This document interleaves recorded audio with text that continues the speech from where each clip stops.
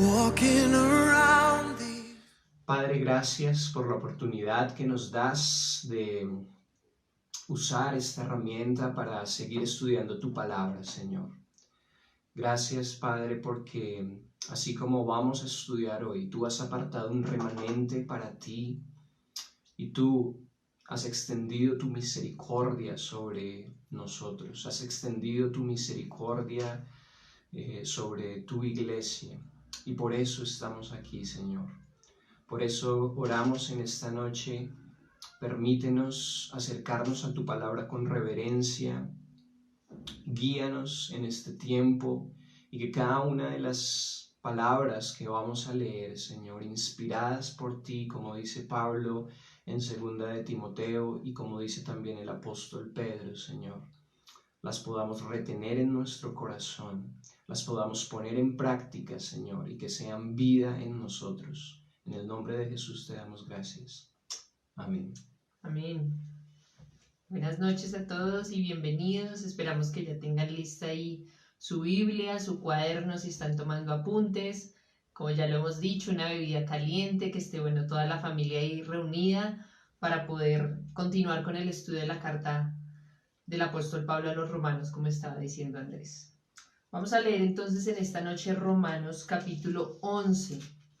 Y recordemos que en este capítulo y en el capítulo anterior el apóstol Pablo viene hablando acerca del pueblo de Israel.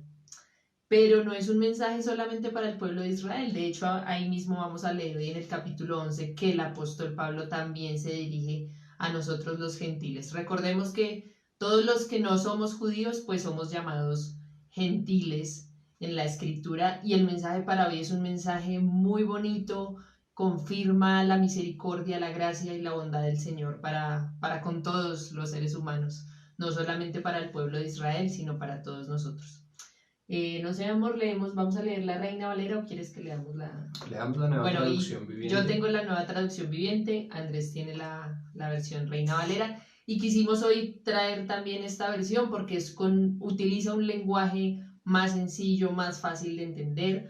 Así que si usted tiene la oportunidad de leer la nueva traducción viviente con nosotros y acompañarnos en la lectura, sería muy bueno. Si tiene la Reina Valera no importa, la esencia es la misma, el mensaje es el mismo.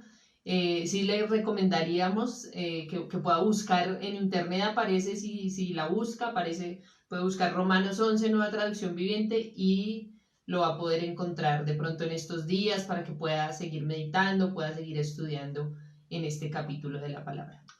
Lo voy a leer hoy entonces en la nueva traducción viviente.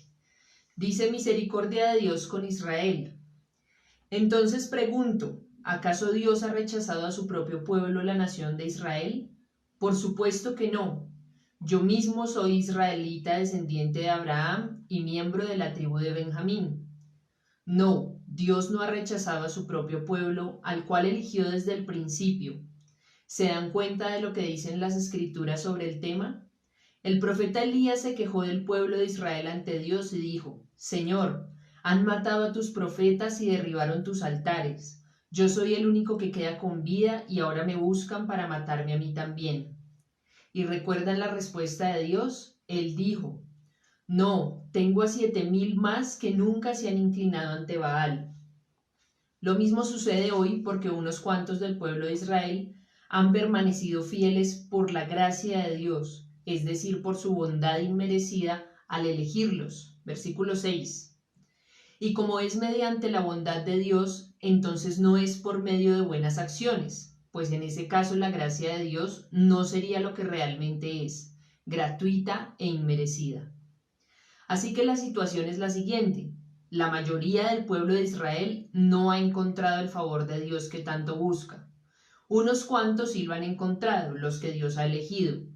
Pero el corazón de los demás fue endurecido, como dicen las Escrituras. Dios los hizo caer en un sueño profundo. Hasta el día de hoy les ha cerrado los ojos para que no vean y les ha tapado los oídos para que no oigan.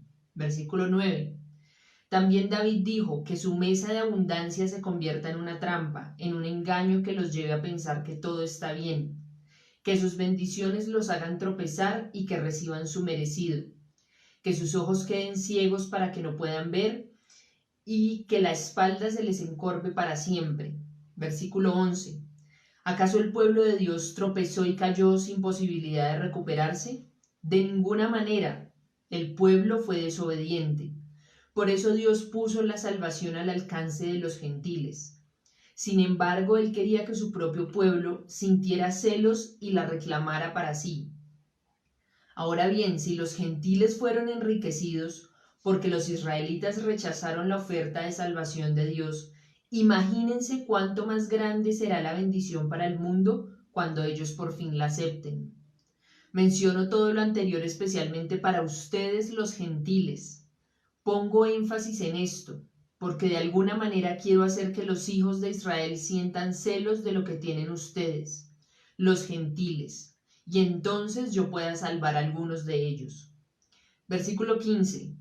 Pues si el rechazo de ellos hizo que Dios ofreciera la salvación al resto del mundo, la aceptación de ellos será algo aún más maravilloso. Será vida para los que estaban muertos. Y dado que Abraham y los otros patriarcas fueron santos, sus descendientes también serán santos. Del mismo modo que toda la masa de pan es santa, porque la porción que se da como ofrenda es santa, pues si las raíces del árbol son santas, las ramas también lo serán. Algunas ramas del árbol de Abraham, algunos del pueblo de Israel, han sido arrancadas, y ustedes los gentiles que eran ramas de un olivo silvestre, fueron injertados. Así que ahora ustedes también reciben la bendición que Dios prometió a Abraham y a sus hijos, con lo cual comparten con ellos el alimento nutritivo que proviene de la raíz del olivo especial de Dios. Así que no se jacten de haber sido injertados para reemplazar a las ramas que fueron arrancadas.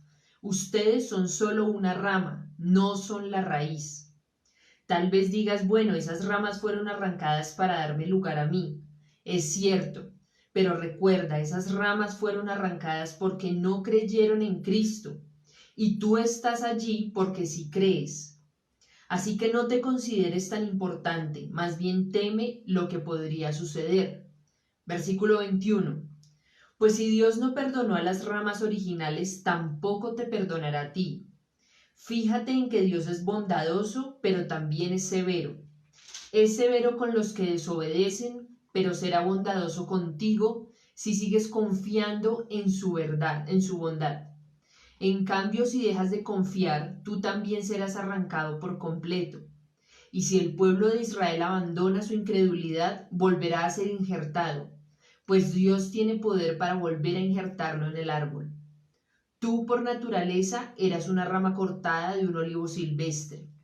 Por lo tanto, si Dios estuvo dispuesto a ir en contra de la naturaleza al injertarte en un árbol cultivado, Él estará mucho más dispuesto a injertar las ramas originales en el árbol al que pertenecen. Versículo 25. Mis amados hermanos, quiero que entiendan este misterio para que no se vuelvan orgullosos de ustedes mismos. Parte del pueblo de Israel tiene el corazón endurecido, pero eso solo durará hasta que se complete el número de gentiles que aceptarán a Cristo. Y entonces todo Israel será salvo. Como dicen las Escrituras, el que rescata vendrá de Jerusalén y apartará a Israel de la maldad. Y mi pacto con ellos es que quitaré sus pecados. Versículo 28. Muchos del pueblo de Israel ahora son enemigos de la buena noticia, y eso los beneficia a ustedes los gentiles. Sin embargo, ellos todavía son el pueblo que Dios ama, porque Él eligió a los antepasados Abraham, Isaac y Jacob, pues los dones de Dios y su llamado son irrevocables. Ustedes los gentiles antes eran rebeldes contra Dios, pero cuando el pueblo de Israel se rebeló contra Él, Dios tuvo misericordia de ustedes y no de ellos.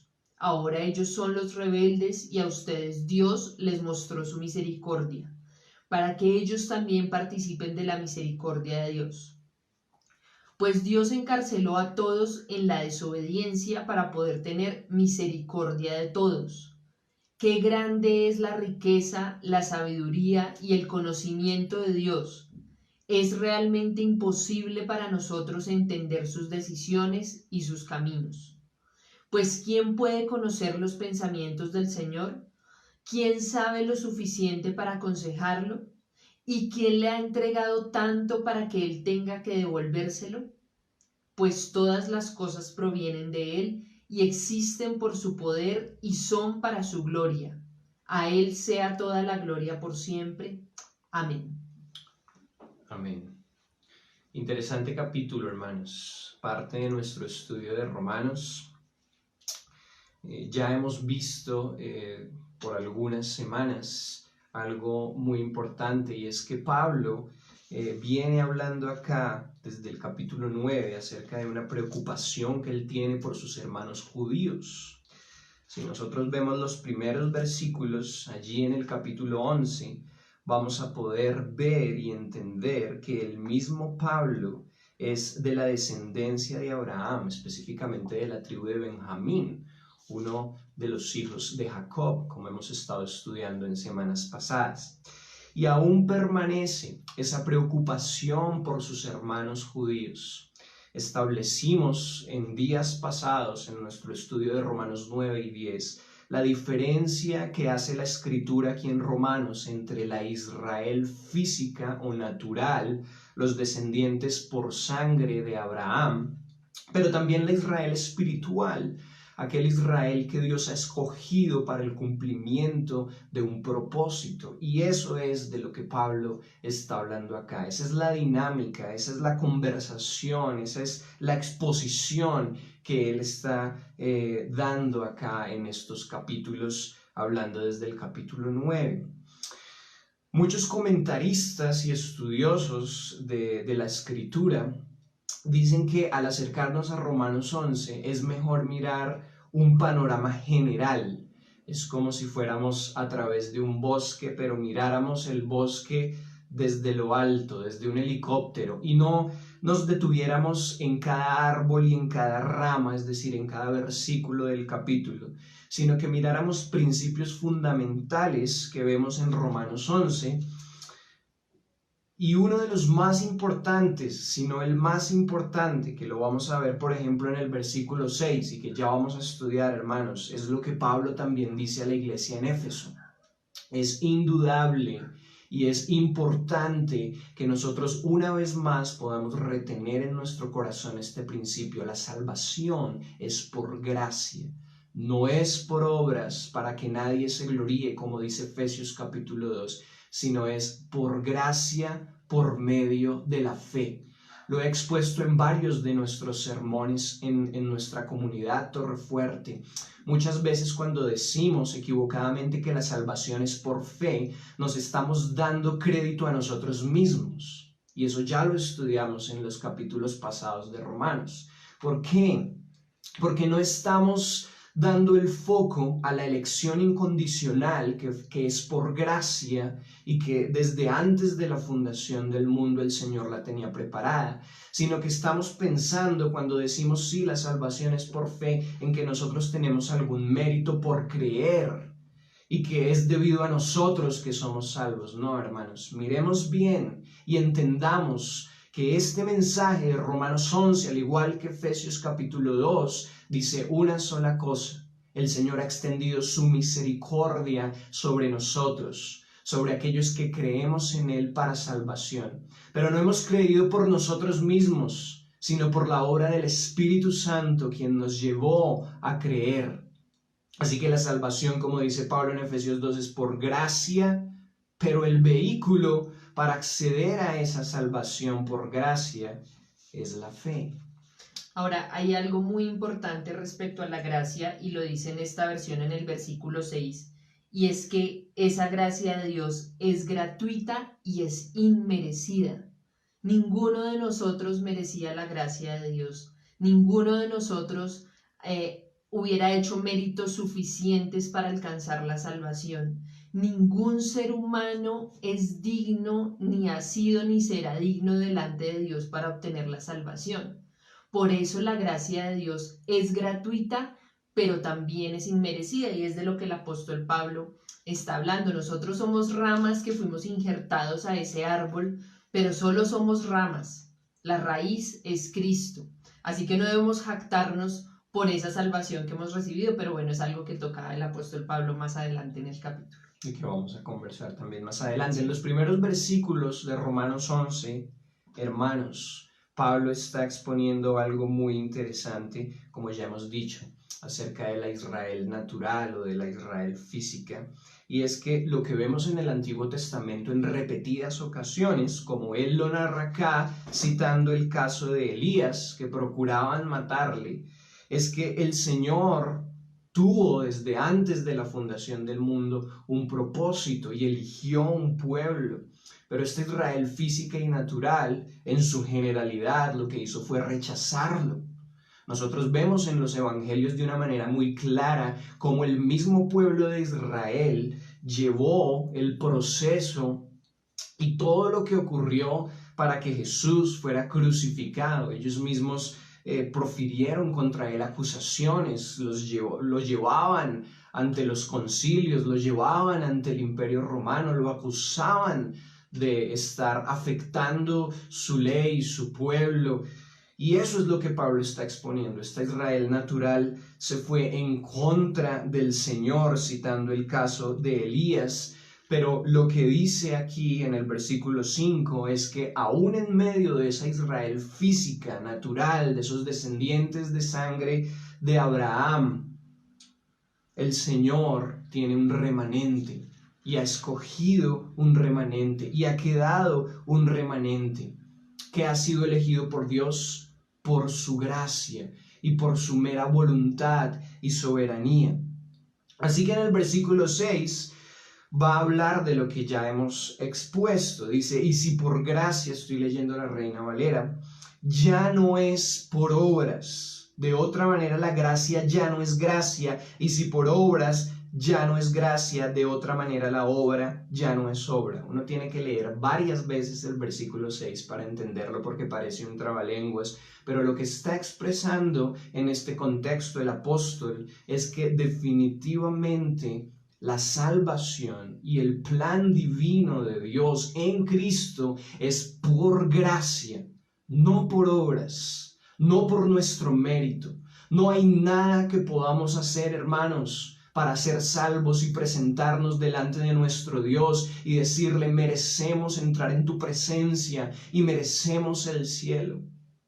Porque todos, como ya estudiamos acá mismo en Romanos hace algunas semanas, estábamos muertos, destituidos de la gloria de Dios. Y Él, en su plan perfecto, eligió un remanente para salvarle. Pablo dice en el capítulo anterior, ¿es Dios injusto por esto? En ninguna manera. No podemos pensar que Dios es injusto. Y hay una razón principal, hermanos. La manera como nosotros vemos la justicia, nuestro concepto de justicia, no es la justicia de Dios. No podemos medir con nuestras herramientas humanas y con nuestra mente la justicia de Dios. Porque así como el mismo apóstol lo va a exponer aquí en el versículo 33, oh profundidad de las riquezas, de la sabiduría y de la ciencia de Dios, cuán insondables son sus juicios e inescrutables sus caminos. No los podemos entender en su totalidad. Y por eso hablábamos hace algunas semanas de Deuteronomio capítulo 29, donde el Señor nos dice, hay cosas que definitivamente no nos van a ser reveladas, hay misterios que definitivamente nosotros no vamos a poder entender. Y tenemos la revelación, pero solamente parte del pensamiento insondable de nuestro Dios nos ha sido revelado. No podemos entender la mente de Dios en un 100%, porque nosotros somos criaturas y Él es el creador. Así que este es el mensaje principal. No se trata de que la Israel física, como vamos a ver ahora, es salva porque son descendientes de sangre de Abraham, sino que el Señor ha dispuesto y tiene un remanente, esa Israel espiritual, aquellos que han sido elegidos de manera incondicional y por la gracia de Dios, aquellos hijos de la promesa, como leímos en capítulos anteriores. Dice el versículo 7 también, ¿qué pues? Lo que buscaba Israel no lo ha alcanzado, pero los escogidos sí lo han alcanzado y los demás fueron endurecidos. Aquí una vez más está hablando de la soberanía de Dios, de la gracia de Dios, de la elección incondicional. Pablo está diciendo, no por ser descendientes de sangre de Abraham, los israelitas son salvos, sino por gracia, por medio de la fe, porque han creído, ese Israel espiritual, los hijos de la promesa. Y será muy interesante, hermanos, viendo este tema, orar también al final por la situación que está viviendo Israel y Palestina. Es un tema bastante complejo. Parece que el conflicto que ha venido sucediendo a lo largo de los años ahorita está recrudeciendo. Y debemos orar por ellos, pero también necesitamos tener un entendimiento claro, que todos ellos allí necesitan creer en Cristo como su único y suficiente Señor y Salvador, porque no por ser el pueblo o la nación de Israel, descendientes de Abraham en la sangre, son salvos, y eso lo explica la Escritura claramente. Quisiera comentar algo más en la segunda sección sobre la salvación a los gentiles, pero no sé si tienes algo más en esos versículos. Dice también el versículo 11, hermanos, digo pues, está diciendo Pablo, ¿han tropezado los de Israel para que cayesen? En ninguna manera, pero por su transgresión vino la salvación a los gentiles para provocarles a celos.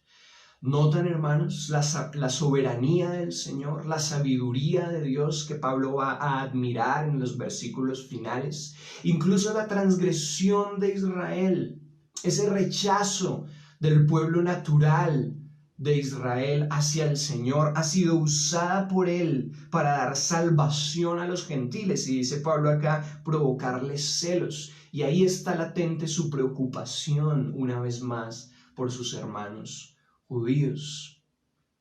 Pablo era judío. Bueno, realmente tenía nacionalidad judía y también tenía la ciudadanía romana, eso lo hemos visto en varias ocasiones, pero en estos capítulos está expresando esa preocupación por sus hermanos judíos. Y en el versículo 11 vemos la soberanía de Dios que vimos en capítulos anteriores. Él usa incluso la transgresión, Él usa incluso el pecado, Él usa incluso la rebelión para el cumplimiento de sus propósitos. En el 12 podemos ver un anhelo en el corazón del apóstol por una restauración de este pueblo de Israel. Y vemos también en el 14 algo muy interesante, por si en alguna manera pueda provocar celos a los de mi sangre y hacer salvos a algunos de ellos. Pablo, comentando en estos versículos, dice, el Señor me ha establecido como el apóstol a los gentiles. Yo no fui llamado para predicar a Israel, fui llamado a predicar a los no judíos. Y esto Dios lo usa en sus infinitos propósitos y en su mente sabia y soberana, incluso para que muchos de ellos reflexionen y piensen en que han sido elegidos como un pueblo, pero que necesitan acercarse al Señor a través de Cristo. Más adelante, hermanos, después del 15-16, él va a empezar a dar un ejemplo muy interesante, el apóstol Pablo, y va a usar un árbol, su raíz, sus ramas, para ejemplificar el propósito de Dios. Él ha elegido un pueblo, y cuando habla de estas ramas, se está refiriendo también a esos judíos y a todo lo que ocurrió en la historia y cómo algunos no judíos, que va a llamar acá savia del olivo, fueron injertados en ese árbol por el propósito del Señor.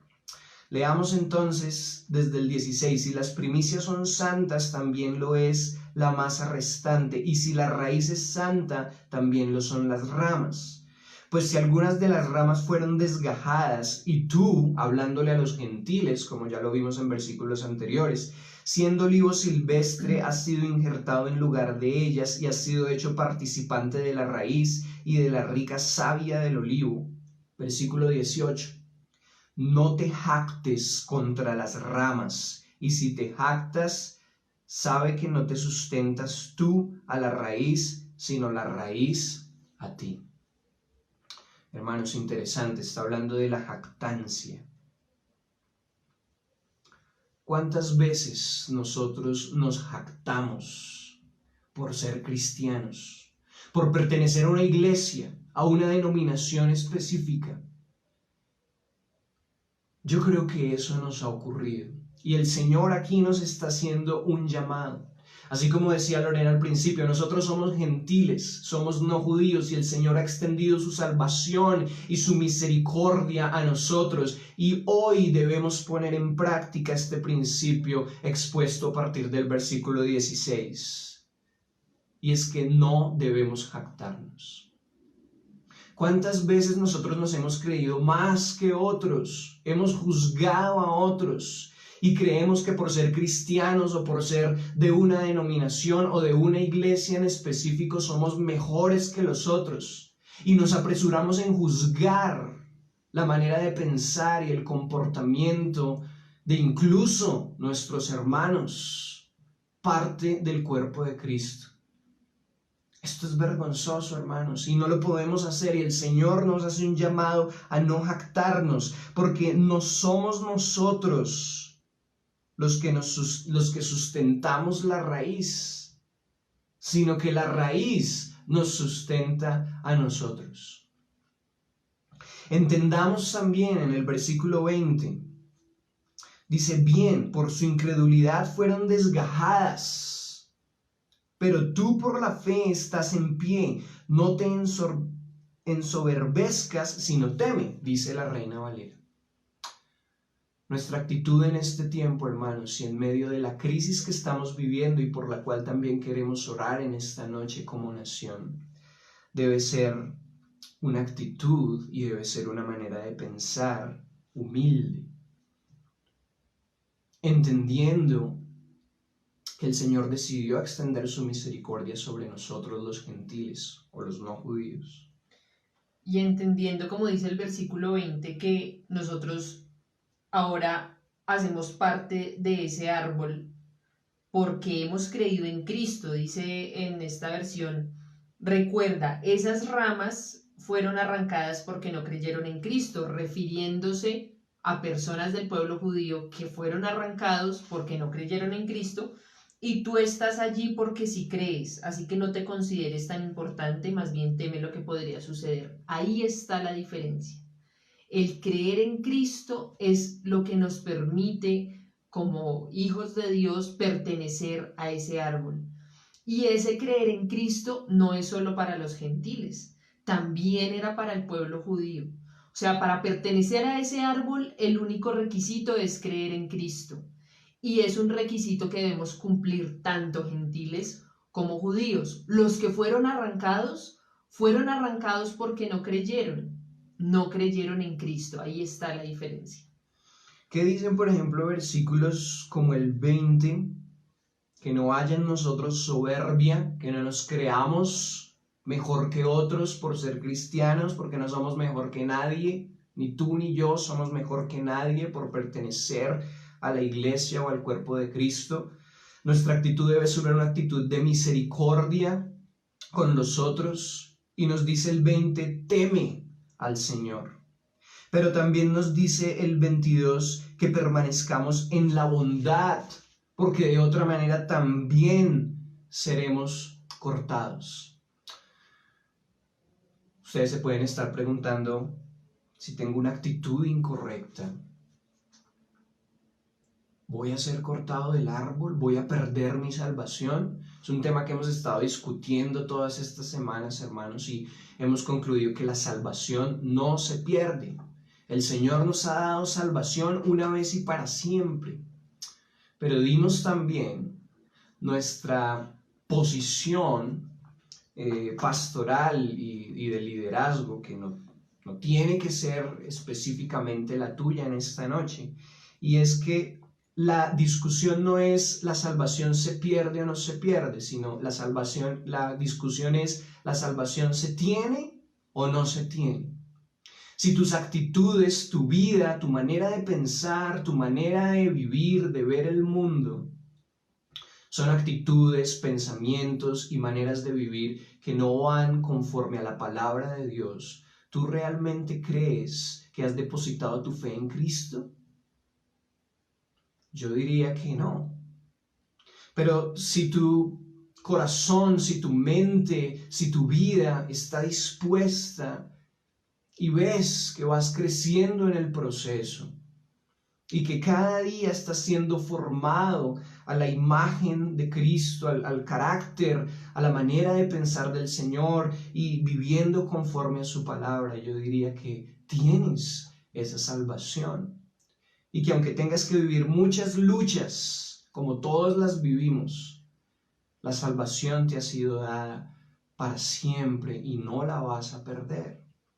Entonces pensemos en esto y en este concepto que nos está exponiendo Pablo en el versículo 22, permanecer en el temor, permanecer en la bondad, tener misericordia como el Señor ha tenido misericordia. Muchas veces nos paramos en una posición de súper cristianos y decimos en este tiempo de crisis, mira lo que está haciendo este, mira lo que está haciendo el otro, mira lo que dice este, mira lo que dice el otro, yo sí haría las cosas correctamente, yo sí solucionaría mucho. No, hermanos, esa no es la actitud a la que el Señor nos ha llamado.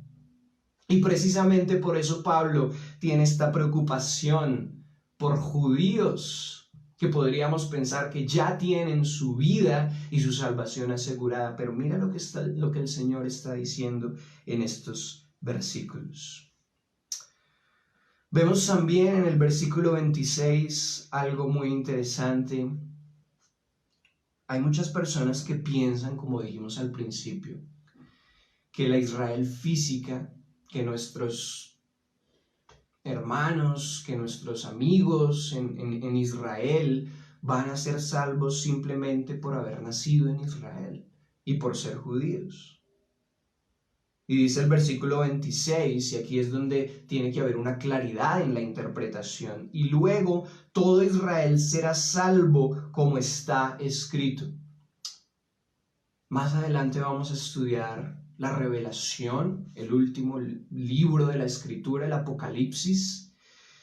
Y muchos ven este versículo 26 como parte de ese tiempo futuro donde el Señor va a decir, Israel por ser Israel, van todos para el cielo. No, hermanos, porque solamente hay una manera, si lo miramos en el contexto general de la Escritura, de entrar al cielo y tener salvación, y es la gracia por medio de la fe. Por eso dice Pablo ahí, vendrá inmediatamente en el versículo 26, vendrá de Sión el libertador. No vendrá a Sión, sino vendrá de Sión el libertador. Y una de las posiciones teológicas más interesantes para estos versículos es que Romanos capítulo 11 es un proceso que el Señor ha venido instaurando históricamente a lo largo de nuestra historia con ese Israel espiritual y con el pueblo que Él ha elegido para darle salvación.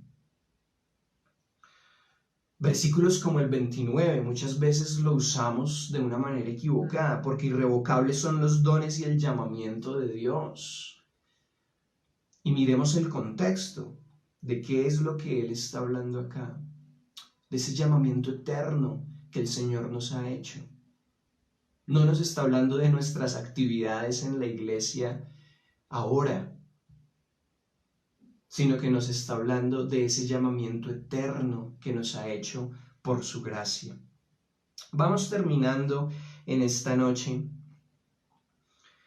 y vemos en los versículos 31 y 32 el clamor de Pablo para que sus hermanos judíos sean alcanzados con la misericordia del Señor. ¿Es ese también nuestro clamor, hermanos? No solamente para los israelíes, sino también para todos aquellos que nos rodean y no conocen al Señor? ¿Es ese nuestro clamor? ¿O más bien nuestro pensamiento y nuestras palabras son de juicio y de condenación? Tengamos misericordia. Hay una canción de Santiago Benavides que es impactante porque dice, creo que la canción se llama ¿Cómo lo mira Jesús? Bueno, es una canción, ¿Cómo es la mirada de Jesús? Lorena es excelente para eso, pero yo no. Pero ¿cómo es la mirada de Jesús? En uno de sus fragmentos de la canción dice, cuando pienses que encontraste a alguien al que puedes mirar con desprecio, y ahora en la situación actual que estamos viviendo, cuando pienses que encontraste a alguien al que puedes mirar con desprecio, imagínate cómo lo mira Jesús. Así que esa misma debe ser nuestra mirada.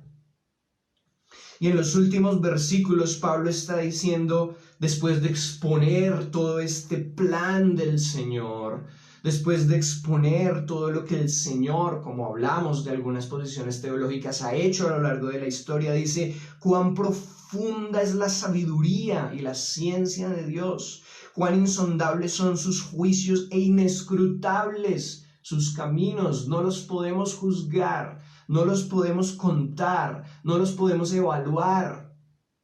¿Tú alguna vez has pensado en que no podemos evaluar ni la justicia, ni el amor, ni los caminos del Señor, porque Él es el Creador y nosotros somos las criaturas, y porque son insondables esos caminos? Dice en el 34, ¿quién entendió la mente del Señor o quién fue su consejero?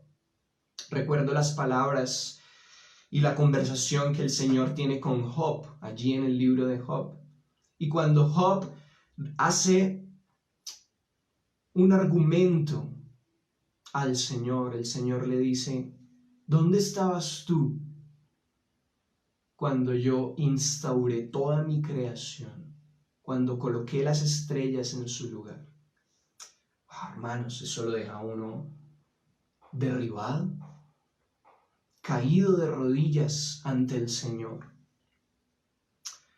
Terminemos con el 36, que es también algo que encontramos en muchos otros pasajes de la Escritura y que nos hace enfocarnos en nuestra manera de pensar y en la crisis que vivimos hoy en día y cómo debe ser nuestra relación, no solamente con judíos, como Pablo está diciendo aquí, sino también con no judíos y sobre los cuales el Señor ha extendido su misericordia, porque de Él y por Él y para Él son todas las cosas.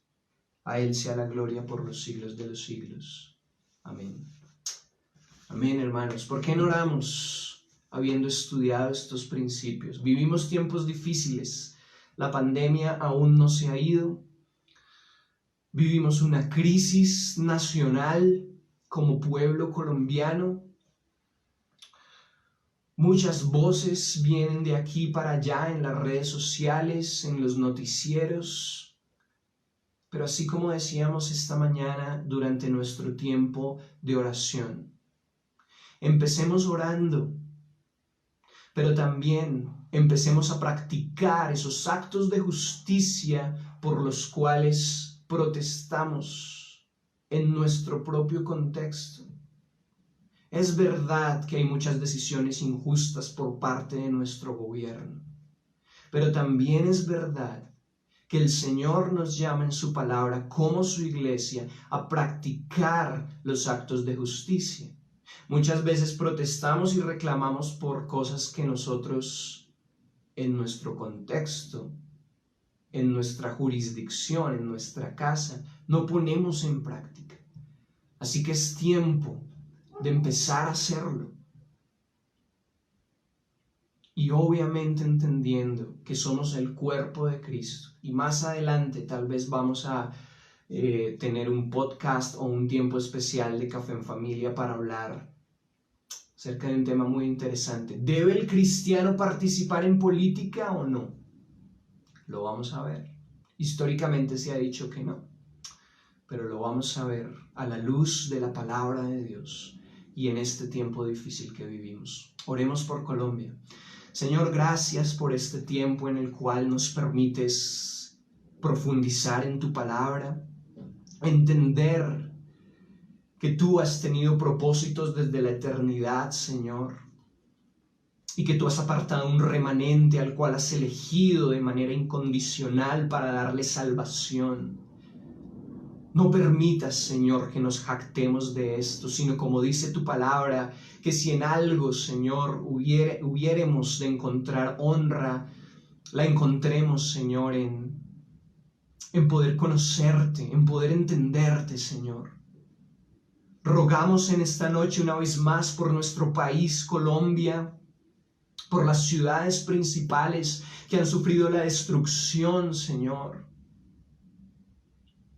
Gracias te damos aún por este tiempo de crisis. Enséñanos a caminar conforme a tu palabra, incluso en medio de esta crisis política, social que vivimos, Señor. Ayúdanos a tomar parte de esta crisis de una manera correcta, Señor. Como tu cuerpo, como tus hijos. Y parte de enfrentar esto de una manera correcta es orar en todo tiempo, pero también practicar los actos de justicia y de servicio con todos aquellos que nos rodean, Señor. Seguir proclamando tu palabra.